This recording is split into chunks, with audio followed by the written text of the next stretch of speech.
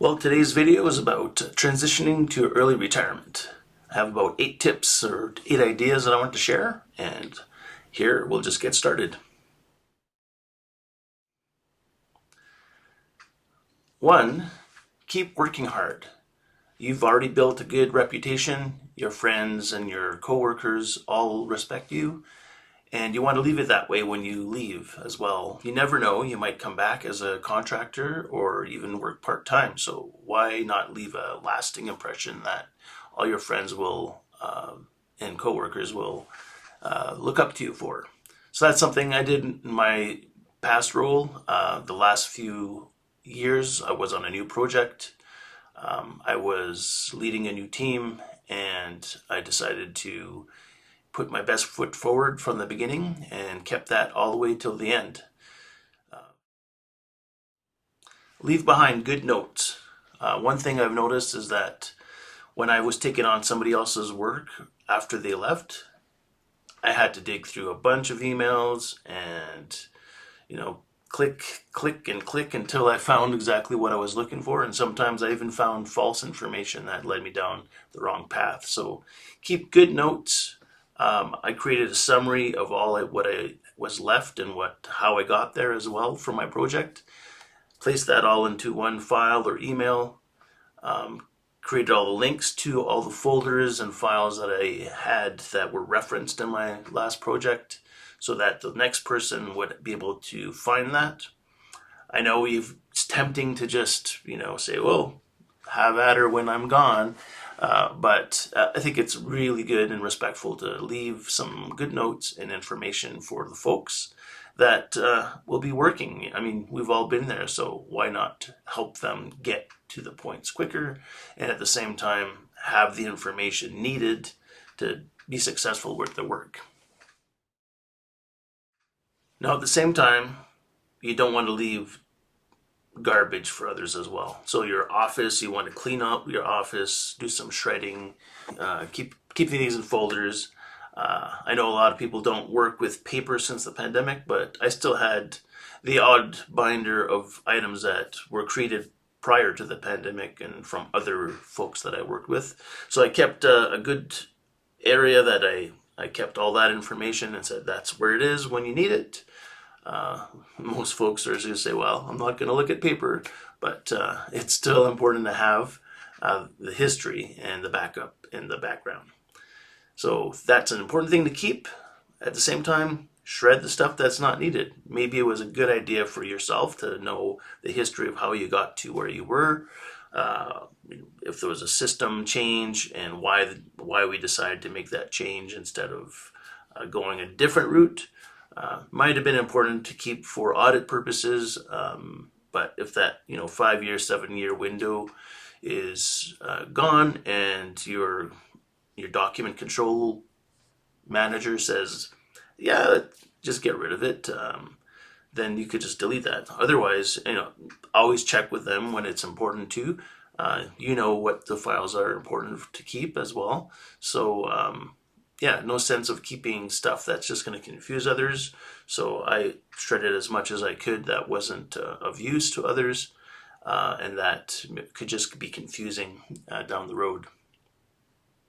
At the same time, declutter, get rid of stuff in your office that's not needed. You may have 100 pens and 100 pencils, for those that still write, or old equipment that was not of use. So just return those to your IT department. Put your papers back into the state that they, wherever they don't need to be, and all your utensils as well, like your pencils, your rulers, your etc. So leave the space looking pretty good for the next person. I think people respect that, and you don't want to leave that for somebody else to do. It's not the best thing. I've worked in a facilities environment where I have been the person that had to either do it myself or get somebody else to clean up someone else's mess, and it's never a good feeling. So yeah, be respectful, get rid of those items or dispose of them or store them, but don't leave it for someone else. Now, vacations is something to think about during, you're just about to retire. Do you take that extra, 2 or 3 weeks, whatever you have for vacation left, or do you just get it paid out? In my situation, I knew I was going to have a lifetime of time off, so the 1 or 2 weeks isn't going to help, but the money certainly was important for me to have. So I decided to go keep the vacations and get paid out at the end of my term. That seemed to be a good strategy. My wife's doing the same thing in her retirement as well. Now, this is something that people don't think enough about, and I think it's very difficult to just, retire and then start a new life right after. It's important to start thinking about it maybe 1 year at least before you retire, to say, well, what are my first 3 months going to look like? What do I want it to look like? And not everything's going to work out that way, but in my case, I had a pretty good idea of what I wanted to do. Retirement came earlier, so luckily I already had the plan. In my case, it was downsizing, moving to a condo, building, renovating, and having things ready for when we moved here. So that was a very important thing for the first 3 months. At the same time, I was looking at a workout regime, trying to find ways to become healthier mentally and physically. So that's something that I had planned. Still working on it, but it's a good process. And I wouldn't have gone as far as I have had I not thought about it before I retired. So very important that, have your first 3 months laid out as far as you can, maybe even further if you're able to go up to 6 months and say, well, this is what I plan to do. And if it doesn't work out, that's fine, but at least you have something to guide you through the first 3 months. Otherwise, you wake up that first morning and go, what do I do now? You laze around, you might sleep in. I've heard that story way too many times where people just start sleeping in, start losing the sense of time, and not a very good start to their retirement. But yeah, so plan ahead. I think that's the best thing you could do. So we talked about 5 so far, so this is number 6. You might wait to the last minute to do this. You might lose some of your friends by waiting to the last minute. I'd suggest getting the contacts of the folks that you wanted to keep in touch during your retirement. We all know that we're not going to have the same friends that we did at work when we retire, but I found that there's some of them that I still stay in contact with even after a year. I find that they want to stay in contact. It's harder for them. They're working. But in my case, if I reach out and, have a lunch date, or even go play some golf or meet up at a brewery or whatnot, that's one of the things that I still find exciting for myself. And at the same time, it's nice to, catch up and find out where things are going with old projects. At the same time, looking at other things to do in your retirement as well. These people know you; they understand your desires as well, so they might be a good person to bounce some ideas off as well.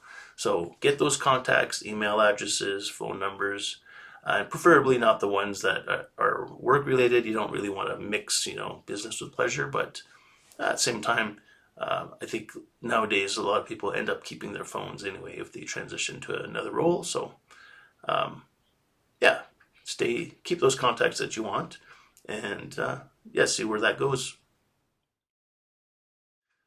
One thing I like to do is, same as work, prepare the night before or the day before of what I'm going to do the following day.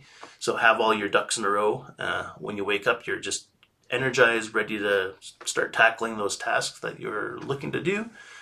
Whether it's a YouTube video or if you're looking at cleaning up for companies coming over, you want to get things in the right order. You have a laundry day or whatever it is. Just be prepared to have it the day before, so that when you wake up, you're energized, ready to go, and you don't have to sit around and worry about what's next, kind of thing.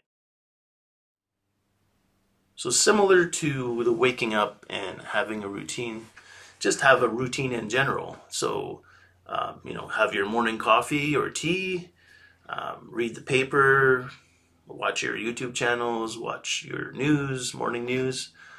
In my case, I get up, I have a coffee, I watch the morning news. I maybe watch a couple of YouTubes to see what's out there. What are my content providers sharing with me? At the same time, I start looking at how my day is going to look like, and then I jump in the shower, get cleaned up, get dressed up, and either go out the door or start my tasks that I wanted to get started. So having a good routine is a good way to start your day. Always been a good routine starter for myself during the work years. So I carry that over into my retirement and make sure that I have a proper set of routines to guide me through the day, and at the same time, it's less distracting, and you get more done that way as well. There you have it, 8 tips of transitioning into early retirement. Please share your comments, share your ideas. Lots of other people are going to read your comments, and I read every one of them as well. So let's work together and make sure that we all help each other have a successful early retirement. And I'll see you next time.